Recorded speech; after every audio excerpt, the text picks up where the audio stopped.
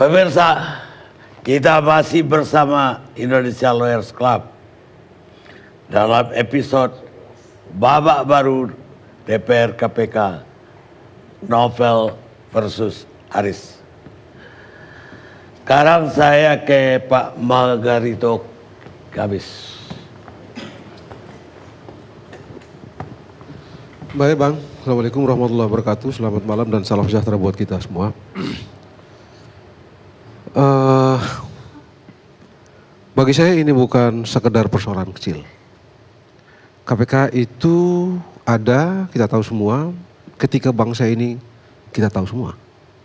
Dan kita berharap ketika bangsa kita pada waktu itu kelahiran pembentukan KPK ini dalam keadaan seperti apa. Dan itu sebabnya KPK kita bikin. Poinnya adalah KPK dibikin untuk membereskan bangsa ini. Bukan urus yang kecil-kecil. Soal bangsa ini. Karena kita tahu semua, orang yang sekolah tahu semua. Runtuhkan bangsa simpel saja. Runtuhkan saja hukumnya, beres. Karena begitu hukum runtuh, ketidakadilan berkembang dan selesai. Itu sebabnya kita bikin KPK. Dan sebabnya kita menentukan kualifikasi tertentu bagi orang-orang yang menyelenggarakan lembaga yang kita bikin itu. Dan kita tahu semua orang tahu.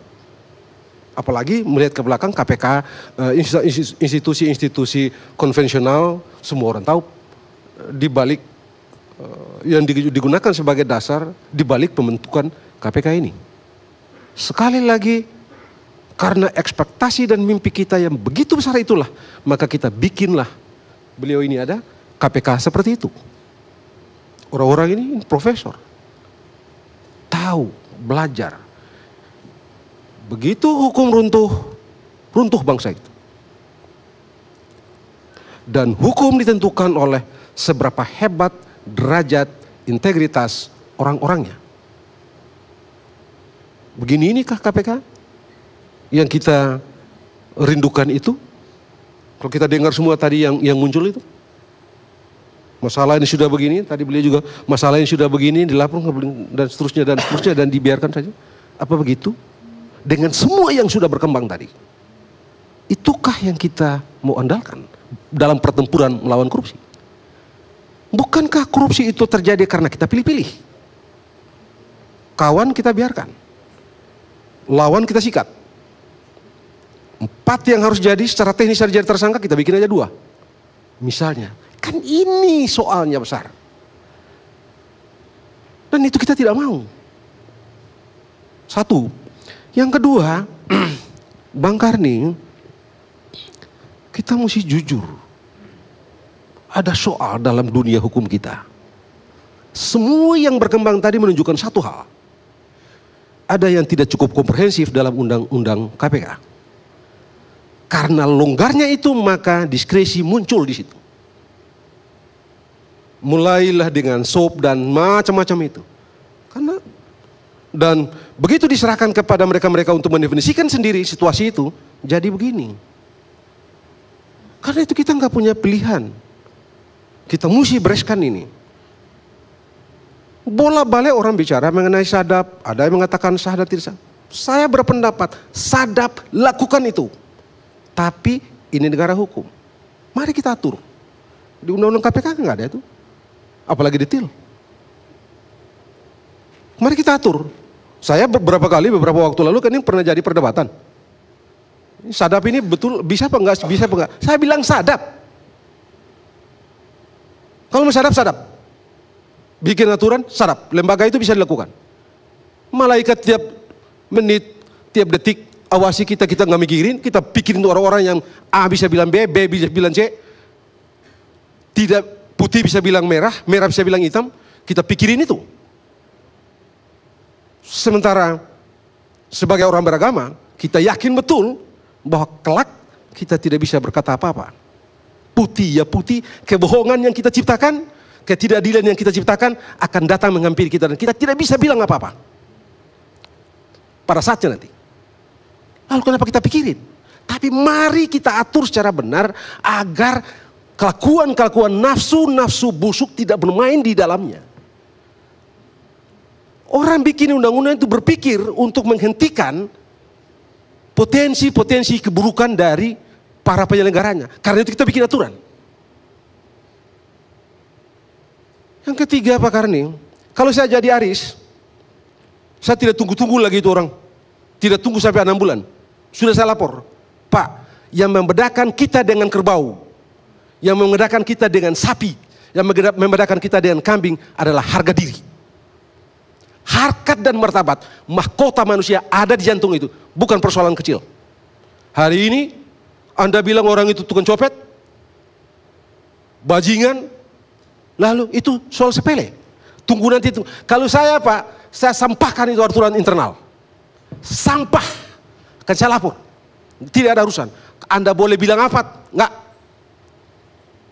Ini soal harga diri, soal harkat dan martabat. Itu yang membedakan kita manusia dengan kerbau, sapi, kambing dan lain-lain. Disitulah yang menentukan kita mengenal baik atau buruk. Tidak bisa kita sepelekan soal itu. Kita tahu, kita semua orang yang belajar hukum mengerti. Dalam soal penanganan misalnya benda sitaan negara, benda yang disita, senang tadi saya dengar itu. Tahu bagaimana perlakuan. Begitu selesai perkara itu dinyatakan inkrah perkara, lepas. Kenapa tidak? Ini kan semua sekali lagi menunjukkan bahwa ada masalah. Kita tidak bisa tutup mata. Sekecil apapun masalah itu. Ada masalah. Dan mari sebagai bangsa kita jernih, kita rasional, ambil langkah ke depan, melihat yang lebih baik. Supaya, sebab begini Bang Karni. Dan Bang Karni saya yakin tahu, Abraham Lincoln bilang, kalau kita mau uji laki-laki itu betul-betul laki-laki atau tidak, uji dia dan berikan dia kekuasaan. Orang-orang ini sebentar kan akan komisioner itu kan sebentar juga akan selesai. Datang lagi orang baru. Dan kalau orang barunya itu di tengah aturan yang begini ini longgar, yang memungkinkan mereka mengambil diskresi-diskresi yang dalam petik bersifat arbitrer, mau jadi apa bangsa ini? Begini inikah yang kita mau dari bangsa ini? Menurut saya tidak.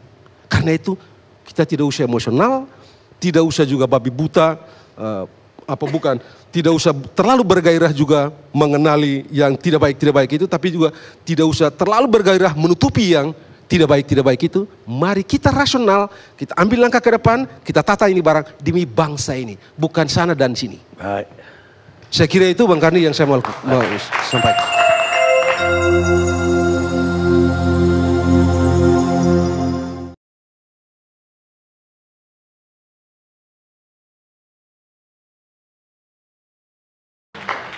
Bila mau lihat karakter seseorang, beri dia kekuasaan.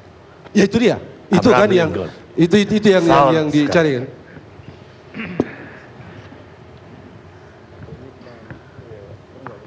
Bang Karni, pertama kami sangat berterima kasih sekali nih. Paling tidak kalau Aris itu punya 4 jam di DPR, saya sebagai penasihat hukumnya Novel Baswedan, salah satu anggota tim, saya kira waktu yang paling singkat ini saya gunakan untuk paling tidak memberi proporsi yang berimbang.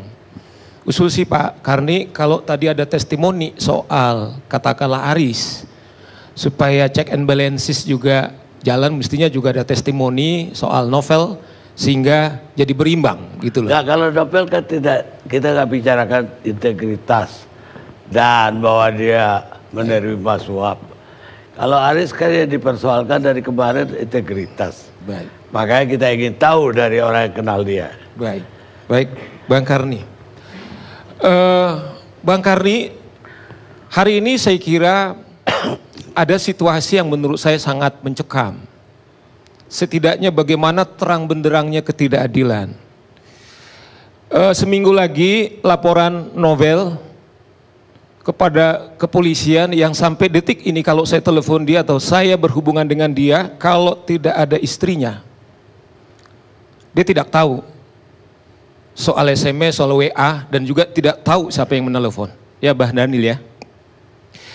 Tetapi menarik, malam ini kita tontonkan sebagai fakta hukum, ada orang warga yang kejahatan yang dilaporkan adalah yang versinya penasehat daripada KPK yang domain internal KPK, tetapi tempat melapornya novel itu hampir 5 bulan tidak ada perkembangan, bahkan bukan makin terang, tetapi matanya makin gelap, tetapi kasus tersangkanya makin terang.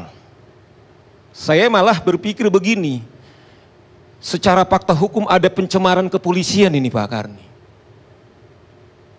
Oleh karena saya pesankan kepada Pak Argo juga harus jawab ini secara terbuka. Karena kalau tadi Pak Mbey mengatakan kalau KPK itu tidak milik daripada KPK, saya ingatkan juga.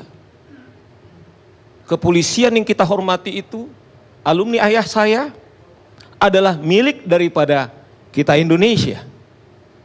Bukan milik kepolisian. Tetapi kesan ini terlihat. Seakan-akan ini menarik tadi. Saya senang kepada Wakapolri secara terang benderang mengatakan bahwa apa yang disetir tadi oleh Pak Mehamua, bahwa saudara Aris itu bukan milik daripada kepolisian. Tetapi yang menarik Pak Aris, ini juga menurut saya dia ini adalah ada yang kita bilang tadi itu. Kalau Masinton tadi dibilang KPK itu analoginya seperti durian, ada yang membusukin, ada busuk di dalam siapa? Saya sebagai seorang advokat harus bicara fakta. Siapakah yang membantah atasannya, Pak Karni? Yang tadi kita pahami dalam sejarah KPK, baru kali ini seorang penyidik yang terang benderang membantah atasannya. Pak Karni, ini juga harus dijawab. Pada saat yang sama, kita harus ingatkan bahwa BAP Maria mengatakan ada anggota dewan, bukan Nobel yang mengatakan. Kemudian beliau itu sedang diperiksa di pemeriksaan internal, betul Pak Hema? Sedang diperiksa sebelum dia melakukan pelaporan. Tetapi yang menarik bukan saudara Aris menunggu hasil daripada pemeriksaan internal, tetapi yang menarik malah dia membawa domain internal ini kemudian kepolisian. Pak Karni kalau mau jujur tadi, Pak Hamo sudah mengatakan, Pak Aris itu berbicara bukan sebagai pribadinya, tetapi sebagai ketua paguyuban. Kalau saudara Aris fair, yang dilaporkan bukanlah saudara Novel semata-mata. Kalau kita mau berimbang, tetapi semua anggota yang sepakat untuk menyuarakan apa yang dikatakan Nobel harus juga dilaporkan. Pertanyaan kita adalah, pertanyaan saya sebagai kuasa hukumnya, mengapa yang harus dilaporkan hanya Nobel? Jangan ada dusta di antara kita. Coba Pak Karni investigasi kepada KPK. Mengapa 5 komisioner mengatakan betul ada klik, tetapi klik yang produktif kita ukur sebagai lembaga penegak hukum. Apakah penyidikan dan penuntutan yang dilakukan oleh KPK sampai detik ini, Pak Mbey, menurut hakim, putusan daripada hakim, itu bisa dipertanggungjawabkan? Pak Karni yang terhormat, kemudian selalu para terdakwa itu atau terpidana itu mereka melakukan banding dengan hakim yang berbeda. Kemudian memutuskan bahkan ikrah ada yang besar, lebih besar lagi ada yang sama. Bagaimana kita mempertanggungjawabkan ini? Apakah Godam Palu itu adalah milik KPK? Itu demi keadilan berdasarkan ketuhanan Mesa. Ada keadilan yang muncul dalam bahasa Tuhan. Itulah ira daripada keadilan. Bukan demi keadilan berdasarkan KPK Pak Karni, Undang-Undang Kekuasaan Kehakiman. Itu sebabnya saya katakan di pasal 3 Undang-Undang Kehakiman, sesuatu yang ingkrah masih di otak-atik, ini bisa dipidana Pak Karni. Kita buka. Inilah kesakralan trias politika. Kalaupun para ahli tata negara seperti Pak Kuncang mengatakan ada 4, setidaknya ada check and balances, ada domain wewenangnya yang dimiliki masing-masing. Kalau begini nih, kacau ketatanegaraan kita. Oleh karena itu menurut saya Pak Karni, ini fakta yang tidak terbantahkan. Pak Aris juga mengaku bahwa baru kali ini selama dia DPR, whatever lah, kita hargailah tentang kesaksian dia, saya tidak bantah. Tetapi bisa dibantah nggak? Dia berani kemudian melawan pimpinannya. Oleh karena itu pertanyaan saya adalah sebagai seorang guru kepemimpinan. Bang Karni, saya ini punya lisensi kepemimpinan. Kalau mau saya coba soal definisi daripada leadership, oleh karena Maha Guru Dale Carnegie mengatakan, saya satu kata, yaitu influence, pengaruh sesungguhnya. Bagaimana pengaruh? Pertanyaan saya adalah, seorang Aris yang direktur, kemudian karena dia tidak mampu mengelola timnya, kemudian yang disalahkan kepada anak buahnya, bahkan dikriminalisasi. Inikah kepemimpinan? Oleh karenanya itu menurut saya, mestinya menurut saya saudara Aris lebih baik bukan seakan-akan mau membenturkan, tetapi Kapolri kita melalui Kapolri sudah mengatakan kami tidak ada problem. Tetapi ini yang dimanfaatkan, yang saya bilang teman-teman di Pansus, situasi ini, bayangkan Mbak Karni, dia itu kerja di satu lembaga, tetapi diterobos kepada pribadinya. Tetapi bagaimana makna kelembagaan? Sama dengan saya satu saat, saya butuh kemudian lembaga DPR, saya hanya kasih kepada saudara Masinton. Padahal dia bertindak bukan atas nama Masinton sebagai pribadi, tapi sebagai anggota DPR. Nah, oleh karenanya Pak Karni, menurut saya, ini tidak layak jadi pemimpin. Menurut saya, Pak Polisi, hati-hati kita, supaya jangan ketidakadilan ini sangat terbuka. Mari kalau toh segera Novel sebagai tersangka, tetapi bagaimana nasib laporannya? Kesaksian Novel sebagai terakhir, Bang Karni, Novel itu mengatakan begini, waktu saya ketemu sebelum ke Singapura, dia bilang begini, Bang Saur, ganteng kali ya, gitu. Kaget saya, emang kamu masih bisa ngelihat? Masih Bang, yang sebelah kanan dikit katanya, abang ganteng katanya. Baru tahu kita kemudian, ternyata pada saat dia ngomong seperti itu, ada situasi yang sangat sakit dialami. Tetapi terakhir dibilang begini, Bang katanya, ini sudah takdir saya. Ternyata saya belum mati katanya. Maksud saya begini Bang Karni, mau tersangka, jangankan tersangka, saya tidak mau mengecilkan, saya tahu bersama dengan dia. Terlalu kecil kalau seorang tersangka. Tetapi dia telah mendedikasikan hidupnya dia, bahkan mempertaruhkan keluarganya demi pemberantasan korupsi. Apa dosa daripada Novel? Oleh karenanya menurut saya, keinginan istrinya dia untuk ketemu dengan presiden, supaya dibentuk tim gabungan pencari fakta, ini barangkali sehingga polisi juga tidak diserang, sehingga kita punya tim independen untuk mencari lebih komprehensif tentang peristiwa tersebut. Itu usul saya Bang Karni. Sekian dan terima kasih.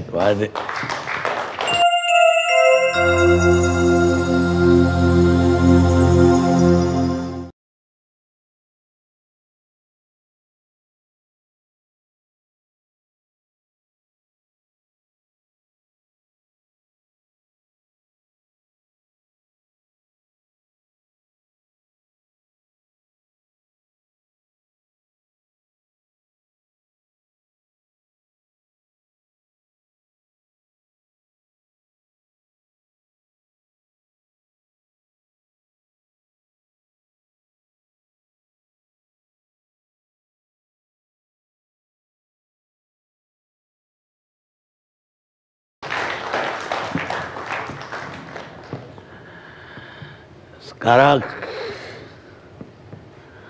saya. Terima kasih Pak Karni. Saya kira saya langsung saja. Saya bukan supporter Pak Karni, bukan supporter KPK, bukan juga supporternya Aris atau polisi, bukan juga supporternya Pansus. Saya bukan supporter. Jadi saya mau ngomong belak-belakan saja. Kita bicara apa adanya. Yang pertama saya mau mengatakan bahwa kembali lagi di forum yang terhormat ini, persoalan KPK ini, kita sudah masuk dan kejeblos ke dalam tirani etikat baik penegakan hukum kasus korupsi oleh KPK. Ya. Situasi ini menjadi makin buruk akibat dari perilaku euforia supporter anti korupsi. Jadi tirani ini makin menguat akibat supporter yang terlampau berlebihan tanpa melihat kondisinya secara objektif. Dan itu terlihat malam ini. Mantan orang dalam seperti Pak Haryono menjelaskan bagaimana soal kepemimpinan. Tapi teman-teman yang nggak pernah di dalam KPK bicara begitu menggebu-gebu bahwa KPK begini, KPK begitu. Bahkan istilah-istilah yang dikeluarkan ini mengerikan malam ini. Ada yang bilang bandit paripurna. Nanti saya akan jelaskan ini konteksnya. Apakah saya masuk bandit atau tidak. Dan lebih mengerikan lagi, wah novel itu penjaga roh KPK. Waduh. Kita ini serem banget sekarang ini. Ini penting saya kemukakan karena begini. Ya. Saur tadi menjelaskan bahwa dia kuasa hukumnya Novel Baswedan. Saya kuasa hukumnya korban penembakannya Novel Baswedan yang sudah menang pra-peradilan, yang berkas perkaranya dipendam sampai sekarang, padahal majelis hakimnya sudah menentukan hari sidangnya. Dan kami menang di pra-peradilan. Kami menang di pra-peradilan dan sampai sekarang berkasnya tidak jalan. Pertanyaan saya kepada Pak Argo, ini mau terulang lagi nggak kasus kayak begitu? Kita semua orang hukum di sini, boleh nggak? Kalau sudah ditentukan hari sidang, kasusnya berhenti semua. Tentu saya juga akan bertanya pada Pak Argo nanti, kalau misalkan ini didamaikan. Tadi dengan tegas Bang Karni juga, wah kalau sudah SPDP ini kemungkinannya akan diteruskan ke penuntutan dan ke pengadilan. Pertanyaan saya justru, apakah orang yang bertanya ini bandit? Silakan saja Anda nilai, biar rakyat yang lihat. Ya, boleh nggak kalau orang udah jadi tersangka dan ditentukan kapan hari sidangnya, kemudian kasusnya diberhentikan? Korbannya gugat pra peradilan menang, kasusnya tidak juga dipersidangkan. Boleh nggak? Ini yang dibilang penjaga roh. Yang benar aja. Yang benar aja lah. Ya. Kalau ini kita terus-teruskan, tirani ini mau jadi apa nih? Kasihan institusi-institusi yang lain. Bang Karni bahkan tadi bilang, wah konflik antara polisi dengan KPK. Saya nggak mau memperpanjang-panjang ini. Kalau mau diperpanjang-panjang, ya saya juga persoalkan bagaimana itu jaksa-jaksa diborgol dari sana katanya tertangkap tangan, nggak taunya nggak terbukti. Apa ada proses itu di dalam? Apa yang kayak gini-gini kita mau biarkan? Sementara semua orang udah takut. Takut Pak Haryono. Banyak orang takut sekarang. Mudah-mudahan dengan diskusi seperti ini banyak orang berani sehingga internal bergerak. Karena kalau tidak, tinggal tunggu waktu apakah Anda atau saya yang akan jadi korban. Apa ini cita-cita kita mendirikan KPK? Enggak. Enggak begini cita-cita kita. Ingat, musuh kita adalah koruptor. Karena itu saya kira harus kita kembalikan sekarang ini. Polisi, jaksa, KPK, mari kita dorong. Sebenarnya bangsa ini serius nggak sih memberantas korupsi? Saya lihat nggak serius, Pak Karni. Nggak serius. Kalau misalkan polisi nanti bikin apa tadi, Kopassusnya anti korupsi, apa? Densus. Kalau jaksanya nggak siap, mandak. KPK-nya jago, polisinya jago, jaksanya jago, sidangnya sampai pagi itu pengadilan karena kekurangan hakim. Mau begini memberantas korupsinya? Hah? Sementara hakimnya pada takut. Pertanyaan saya, presiden di mana di sini? Apa cuman harus mendengarkan keluarganya Novel? Harus hanya mendengarkan aktivis? Lawyer korban seperti saya tidak usah didengar, gitu. Yang benar aja lah kita semua ini. Ya. Susah Pak Karni, karena kalau kita nggak buka, makin resistensi, aduh tirani ini makin sangat mengerikan. Jadi kita kembalikan kepada cita-cita awal. Ya. Bila perlu presiden mengkonsolidasi ini semua, jaksa, hakim, maksud saya kekuasaan kehakiman, kepolisian, bagaimana ini? Mari kita duduk sama-sama. Bila perlu tensinya dinaikkan, dikasih kekuatan yang sama, support yang sama. Ya kalau kita bilang, wah korupsinya makin menjadi-jadi, ya sudah, kenapa kita sebagai bangsa kita tidak rubah saja undang-undang korupsi kita, undang-undang KPK kita pakai pembuktian terbalik. Kok kenapa jadi kita berantem antar kita? Naikin tensinya kalau koruptornya makin kuat. Teman-teman sekalian, kalau kalian merasa bahwa teman-teman DPR ini terutama ketuanya memang biang kerok EKTP, segera selesaikan, jangan tersangka berlama-lama. Jangan nuduh-nuduh orang, ngancem-ngancem orang. Perjuangkan. Tangkap cepat, adili. Jangan nuduh-nuduh seolah-olah hanya kalian saja pemberantas korupsi di negara ini. Saya jadi kesal seperti ini kalau lihat, oh kok jadi kita makin diadu-adu, kita jadi makin lemah kalau kayak begini caranya.